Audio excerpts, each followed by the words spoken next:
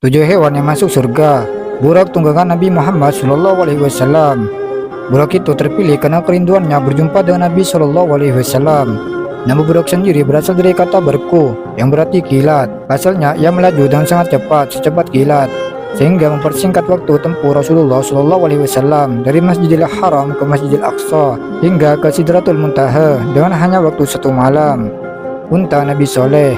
Allah memberikan mukjizat kepada Nabi Soleh alaihissalam berupa unta hamil yang keluar dari batu. Unta itu menghasilkan susu segar yang dapat dinikmati orang-orang sekampungnya.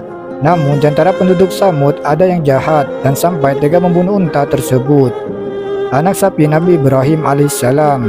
3 tamu jelmaan malaikat datang ke rumah Nabi Ibrahim alaihissalam. Mereka membawa kabar bahwa Nabi Ibrahim alaihissalam dan istrinya akan mendapatkan anak.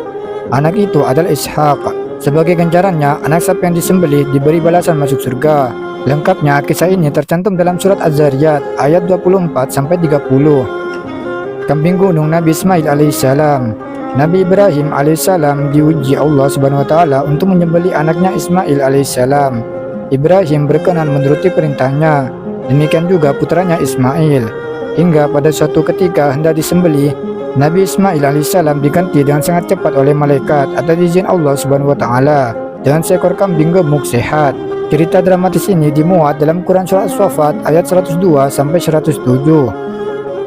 Hudhud Ratu Bilqis. Burung hudhud termasuk jenis burung pelatuk yang disebut dalam Al-Quran Surat An-Naml ayat 20-40.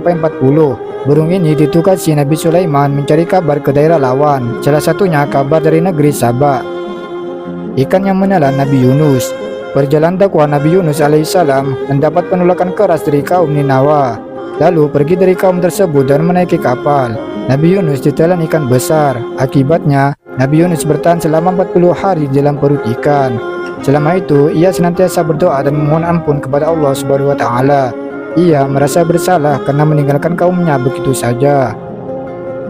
Sapi betina Bani Israel. Sapi tersebut disembelih. Nabi Musa alaihissalam memukulkan dagingnya kepada jasad laki-laki. Di luar dugaan, jenazah itu benar-benar bangkit dari kematiannya. Nabi Musa pun bertanya, "Siapa yang membunuhmu?" Jenazah itu menjawab bahwa orang yang membunuhnya adalah kerabatnya sendiri. Wallahu a'lam bishawab.